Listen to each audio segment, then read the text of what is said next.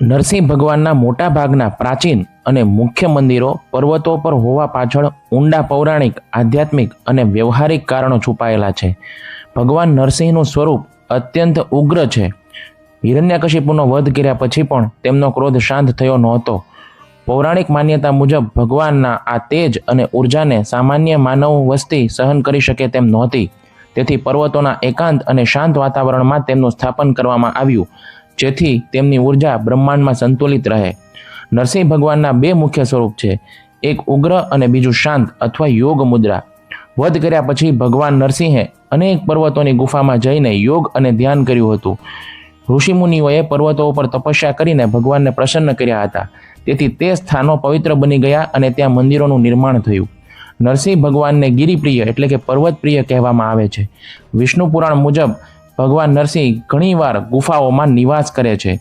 મોટાભાગના નરસિંહ મંદિરોમાં ગર્ભગૃહ એક કુદરતી ગુફા જેવું હોય છે. પર્વતો પર કુદરતી ગુફાઓ મળી રહેતી હોવાથી ત્યાં મંદિરો વધારે જોવા મળે છે. પર્વતની ઊંચાઈ શક્તિ અને વિજયનું પ્રતીક છે. ભગવાન નરસિંહ અધર્મ પર ધર્મના વિજયના દેવતા છે. પર્વત પર બિરાજમાન હોવાનો અર્થ એ પણ છે કે તેઓ આખા પ્રદેશ પર નજર રાખે છે અને પોતાના ભક્તોનું રક્ષણ કરે છે. ભક્ત માટે પર્વત ચડવો એ એક પ્રકારની તપસ્યા છે. તે દર્શાવે છે કે ભગવાન સુધી પહોંચવા માટે મહેનત અને ધૈર્યની જરૂર છે. પર્વતની ટોચ પર પહોંચ્યા પછી મળતી શાંતિ ભક્તને સંસારની માયાથી દૂર હોવાનો અનુભવ કરાવે છે.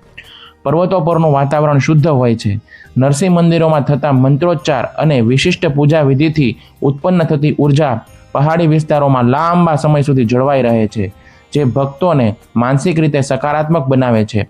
ટૂંકમાં કહીએ તો પર્વતો પર સ્થિત નરસિંહ મંદિરો ભક્તોને એવો વિશ્વાસ અપાવે છે કે તમે ગમે તેટલા ભય કે સંકટમાં હોવ, જો તમે શ્રદ્ધાથી ડગલું ભરશો તો ઊંચાઈ પર બેઠેલો રક્ષક તમારી રક્ષા માટે હંમેશા સજ્જ છે. તે આપણને ભયમાંથી નિર્ભયતા તરફ અને શૂન્યમાંથી શિખર તરફ જવાની પ્રેરણા આપે છે.